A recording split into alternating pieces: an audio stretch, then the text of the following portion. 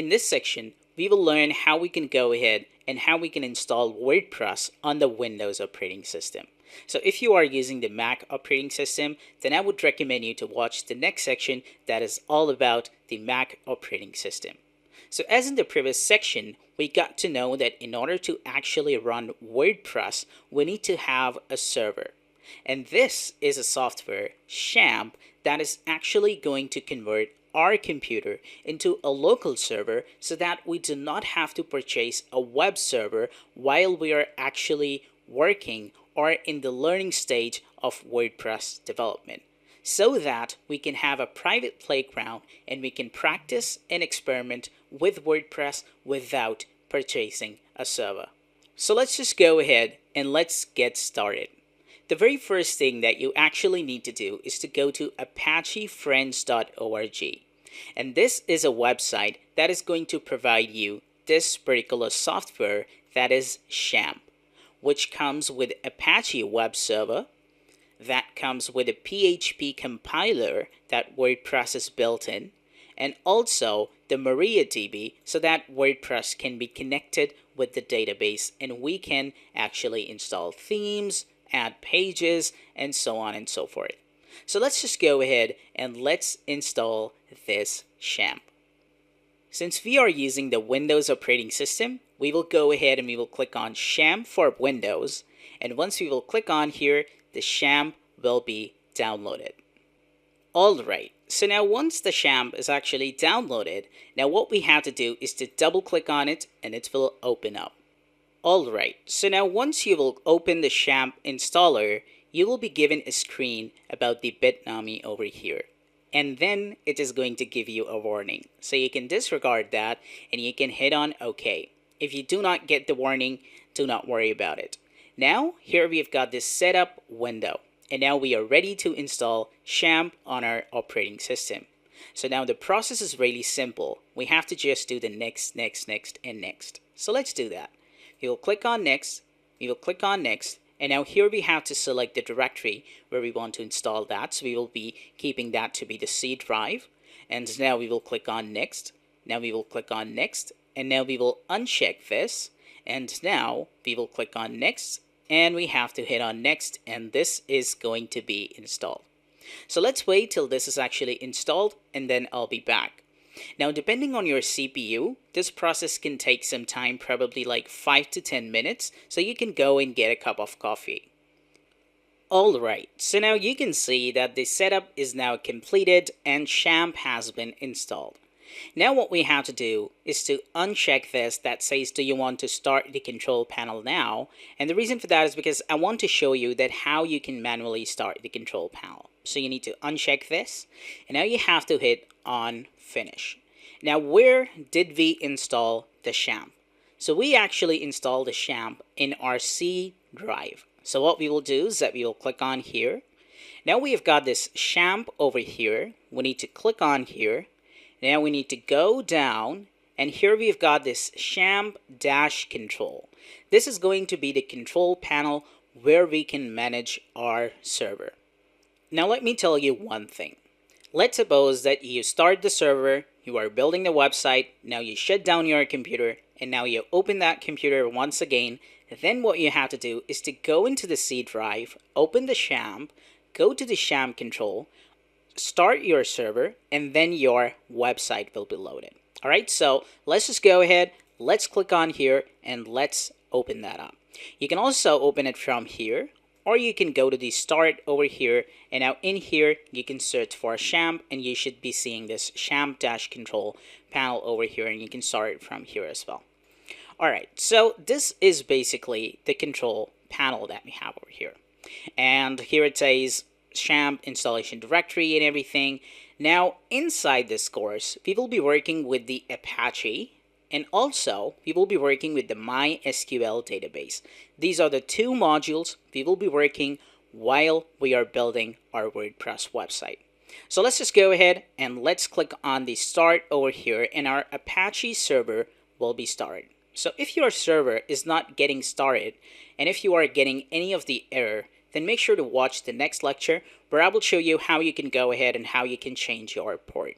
And if you did not have any error, then also watch the next lecture too after completing this lecture, because that is really very important. All right. Once this Apache server gets started, now what we have to do is to also start the MySQL or MySQL server. And now you can see that this is also started and both are actually running.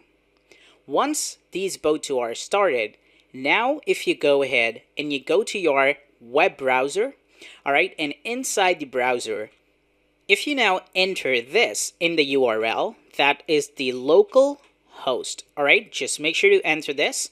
And then now when you will hit enter, you can see that we are actually taken to the Xampp over here. And here is the web page being loaded. That means that you have successfully installed Xampp on your computer. So now, this local host will be your website address for the WordPress that we will be building. Like you can see that when we want to visit google.com, and then we hit on enter, and then we are taken to Google, right? Similarly, when you want to visit your locally hosted website, you have to start your Xampp server, and then you have to enter localhost, and now you have to hit enter, and you are actually taken to your website.